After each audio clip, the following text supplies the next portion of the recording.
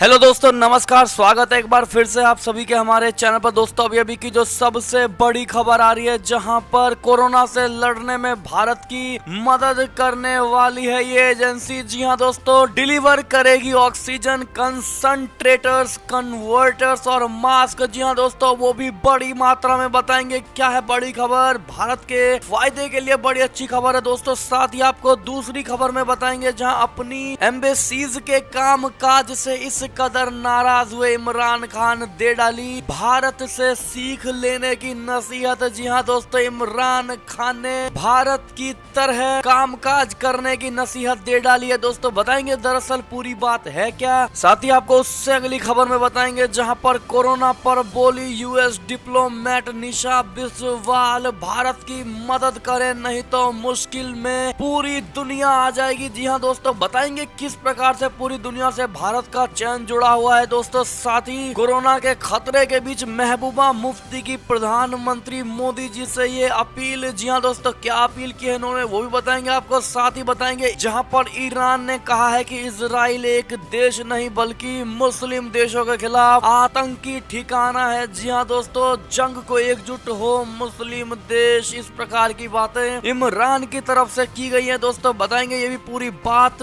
साथ ही बिहार में लॉकडाउन को लेकर नीतीश कुमार का बड़ा ऐलान। जी हाँ दोस्तों, और रोजगार से जुड़ी भी बड़ी खबरें आ रही है दोस्तों, आपको बताएंगे। साथ ही भारत के इन 2 राज्यों में पूरी तरह यानी संपूर्ण लॉकडाउन लगा दिया गया है दोस्तों। बताएंगे कहाँ की हैं ये खबरें। तो इन खबरों को पाने के लिए बने रहेगा वीडियो के अंत तक। और अभी खबरों में आगे बढ़ने से पहले, अगर आप भी मानते हैं कि मोदी जी है तो हर चीज संभव है और भारतीय सेना है तो हमारा देश गर्व से जी रहा है दोस्तों, और मोदी जी है तो हर चीज संभव है, तो इस वीडियो को भी कर दीजिए लाइक, चैनल को कर दीजिए सब्सक्राइब, बेल आइकन दबाइए, साथ ही कमेंट बॉक्स में लिख दीजिएगा जय हिंद। जी हाँ दोस्तों, तो चलते हैं पहली और सबसे बड़ी खबर की तरफ, जहां आपको बता दें कि कोरोना से लड़ने में भारत की मदद करेगी अब फेडेक्स कंपनी। डिलीवर करेगी ऑक्सीजन कंसंट्रेटर्स, कन्वर्टर्स और मास्क। जी हाँ दोस्तों, कोरियर कंपनी फेडेक्स कोरोना से लड़ने में भारत की मदद के लिए KN95 मास्क,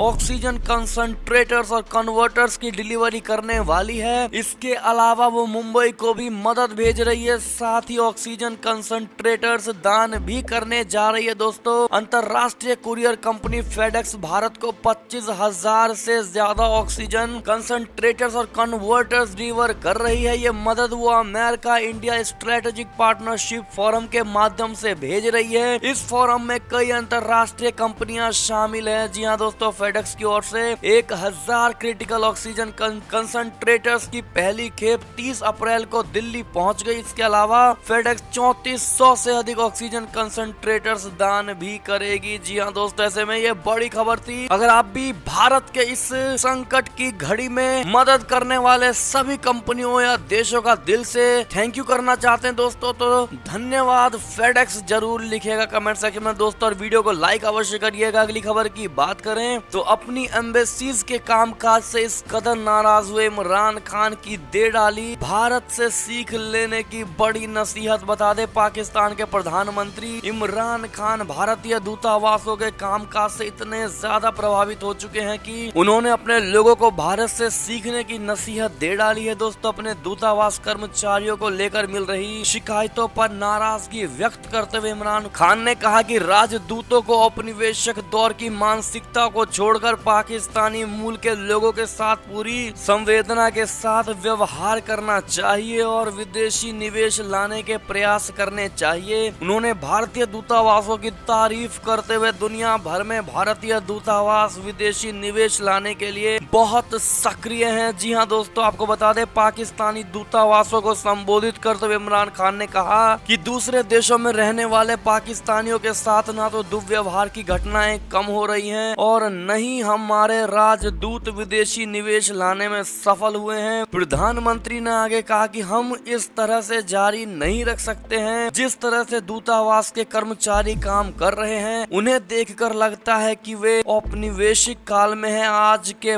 पाकिस्तान में नहीं। जी हाँ दोस्तों, साथ ही इमरान खान इतने पर ही नहीं रुके दोस्तों, उन्होंने आगे कहा कि दूतावासों का सबसे महत्वपूर्ण काम विदेशों में बसे अपने नागरिकों की सेवा करना है। इसके बाद उन्हें अपने देश में विदेशी निवेश लाने के लिए काम करना चाहिए जो इस समय गंभीर वित्तीय संकट से जूझ रहा है। उन्होंने भारतीय दूतावासों की तारीफ करते हुए कहा है कि वे पाकिस्तान की तुलना में विदेश निवेश लाने के लिए ज्यादा सक्रिय है और पाकिस्तानी दूतावासों को भी भारतीय दूतावासों से सीख लेनी चाहिए, उनकी तरह काम करना चाहिए। जी हाँ दोस्तों, ऐसे में आप साफ देख पा रहे होंगे कि पाकिस्तान के इमरान खान भारत को दूतावासों के मामले में सबसे आगे मानते हैं दोस्तों। ऐसे में अगर आप भी मानते हैं कि ऊपर से इमरान खान भारत को लेकर कितनी भी बुराइयां क्यों ना कर ले दोस्तों, अंदर से इमरान खान को भी पता है कि भारत आखिर भारत ही है। जी हाँ दोस्तों, तो आप भी कमेंट सेक्शन में इमरान खान के बारे में दो बातें जरूर कह दीजिएगा दोस्तों, देखते हैं क्या कहते हैं आप लोग। साथ ही चलते अगली बड़ी खबर की तरफ, जहां पर कोरोना पर बोली यूएस डिप्लोमेट निशा बिस्वाल, कहा भारत की मदद करें नहीं तो वो मुश्किल में अगर रहा तो पूरी दुनिया मुश्किल में आ जाएगी। जी हाँ दोस्तों, संकट की घड़ी में पूरी दुनिया भारत की मदद के लिए आगे आई है। इसी बीच टॉप अमेरिकी डिप्लोमेट और यूएस इंडिया बिजनेस काउंसिल की प्रेसिडेंट निशा देसाई बिस्वाल ने भारत को लेकर बड़ा बयान दिया है दोस्तों। बिस्वाल ने कहा है कि कोरोना वायरस महामारी के खिलाफ विश्व को भारत की हर मुमकिन मदद करनी चाहिए, क्योंकि यदि भारत में हालात बिगड़े होगा तो दुनिया भी मुश्किल में आ जाएगी। उन्होंने आगे कहा कि भारत ने मानवता के लिए हर बार अहम योगदान दिया है, अब हमारी बारी है कि हम भारत की मदद करें। जी हाँ दोस्तों, भारतीय मूल की निशा देसाई बिस्वाल 2017 तक साउथ एशिया की स्पेशल सेक्रेटरी रही थी। जी हाँ दोस्तों, ऐसे में भारत को बचाने को लेकर उन्होंने पूरी दुनिया से आग्रह कर दिया है दोस्तों और कह दिया है कि अगर भारत पर संकट आई तो पूरी दुनिया संकट में आ जाएगी। अगर आप भी मानते हैं कि भारत पूरी दुनिया में एकमात्र ऐसा देश है जिसने पूरे विश्व को जोड़ कर रखा है दोस्तों, कनेक्ट करके रखा है अपने आप से, तो आप भी कमेंट सेक्शन में इंडिया मीन्स कनेक्टिंग वर्ल्ड जरूर लिखिएगा दोस्तों।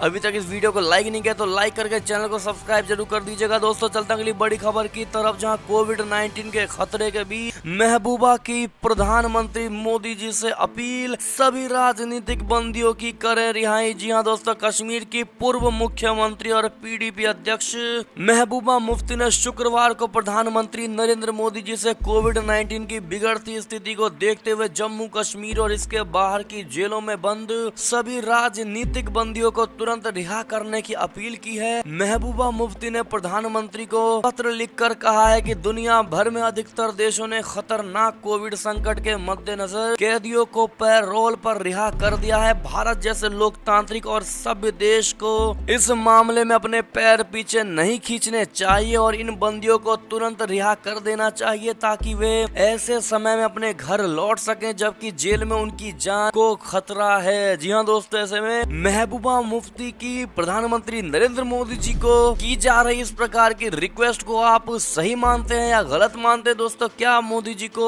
उन सभी कैदियों को रिहा करना चाहिए पैरोल पर, हाँ या ना? कमेंट में अपनी राय अवश्य दीजिएगा दोस्तों। अगली खबर की बात करें ऐसे में तो ईरान ने इजराइल को लेकर बड़ी बात कह दी है दोस्तों। उन्होंने कहा कि इजराइल एक देश नहीं बल्कि मुस्लिम देशों के खिलाफ आतंकी ठिकाना है जिसको लेकर जंग के लिए एकजुट होने चाहिए मुस्लिम देश। जी हाँ दोस्तों, ईरान के शीर्ष नेता अयातुल्लाह खामनेई ने इजराइल को लेकर कड़ी टिप्पणी कर दी है। खामनेई ने शुक्रवार को इजराइल एक देश नहीं बल्कि आतंकी ठिकाना है ऐसी बात कही है दोस्तों। फलस्तीन के समर्थन में मनाए जाने वाले कुद्दस दिवस यानी यरूशलेम डे को के मौके पर खामनेई ने कहा कि इजराइल एक देश नहीं बल्कि फिलिस्तीन और अन्य मुस्लिम देशों के खिलाफ एक आतंकी ठिकाना है। यही नहीं, खामनेई ने इजराइल के खिलाफ मुस्लिम देशों से एकजुट होने की भी अपील की है। खामनेई ने कहा कि ऐसे निरंकुश देश के खिलाफ लड़ना आतंकवाद और अन्याय से जंग जैसा है। इजराइल से लड़ना हम सभी का कर्तव्य भी है। जी हाँ दोस्तों, ईरान के शीर्ष नेता का ये बयान ऐसे समय में आया है जब क्षेत्र में अशांति का माहौल है। जी हाँ दोस्तों, हाल ही में आपको बता दें कि ईरान के एक परमाणु ठिकाने पर भी अटैक हुआ था। ऐसे में दोस्तों आपकी क्या राय होगी? और ईरान जिस प्रकार से इजराइल पर भड़का हुआ है दोस्तों और उसको मुस्लिम देशों के खिलाफ आतंकी ठिकाना बता रहा है, ऐसे में आप ईरान के इस शीर्ष नेता को किस प्रकार जवाब देना चाहेंगे दोस्तों कमेंट में जरूर लिखिएगा। अगली खबर की बात करें तो भारत से लौटने वाले सभी नागरिकों को ऑस्ट्रेलिया में मिलेगी अब एंट्री। स्कॉट मॉरिसन ने कर दिया है प्रतिबंध हटाने की बड़ी घोषणा। जी हां दोस्तों, भारत में कोरोना की दूसरी लहर के बीच ऑस्ट्रेलिया ने हाल ही में भारत से यात्रा करने पर प्रतिबंध लगा दिया था, लेकिन अब प्रधानमंत्री स्कॉट मॉरिसन ने उस फैसले को पलटने का निर्णय कर लिया है दोस्तों। उन्होंने शुक्रवार को कहा है कि ऑस्ट्रेलिया भारत से आने वाले अपने नागरिकों की यात्रा पर लगे प्रतिबंध को अगले एक सप्ताह में हटा देगी। कोरोना वायरस के प्रसार को रोकने के लिए ऑस्ट्रेलिया ने भारत से आने वाले यात्रियों पर अस्थायी रोक लगा दी थी। फैसले में कहा गया था कि अगर ऑस्ट्रेलियाई नागरिक भी इसका उल्लंघन करते हैं तो उन्हें 5 साल की कैद और 66,000 ऑस्ट्रेलियाई डॉलर का भारी भरकम जुर्माना हो सकता है। जी हाँ दोस्तों, ऐसे में अब भारत से लौटने वाले सभी नागरिकों को ऑस्ट्रेलिया में मिलने वाली है एंट्री। जी हाँ दोस्तों, बड़ी खबर थी, ये भी हमने आपको बता दिया। एक और खबर की बात करें तो विदेशी सेवा के अधिकारियों पर टिप्पणी कर आलोचनाओं से घिरे पाकिस्तान के प्रधानमंत्री इमरान खान। बता दें दोस्तों, पाकिस्तान के प्रधानमंत्री इमरान खान देश की विदेश सेवा से अधिकारियों को अपनी वैश्विक मानसिकता से ग्रस्त और निष्ठुर बताकर और भारतीय समकक्षों की प्रशंसा कर आलोचनाओं से घिर गए हैं दोस्तों। इमरान खान ने बुधवार को राजदूतों को ऑनलाइन संबोधित करते हुए देश में मौजूद पाकिस्तानी राजनयिकों और द्वारा पाकिस्तानी नागरिकों के प्रति कथित स्तब्ध करने वाली निष्ठुरता दिखाने पर नाराजगी जताई है। जी हाँ दोस्तों, जैसा कि हमने आपको पहले खबर में बताया था, लेकिन उसके बाद अब आलोचनाएं होने लगी हैं जिस प्रकार से भारत की उन्होंने बढ़ाई की थी। जी हाँ दोस्तों, अगली खबर की बात करें तो ईरान से दूसरी बड़ी खबर आ रही है, जहां ईरान परमाणु वार्ता में अमेरिका को वापस लाने के लिए बातचीत आगे बढ़ी है दोस्तों।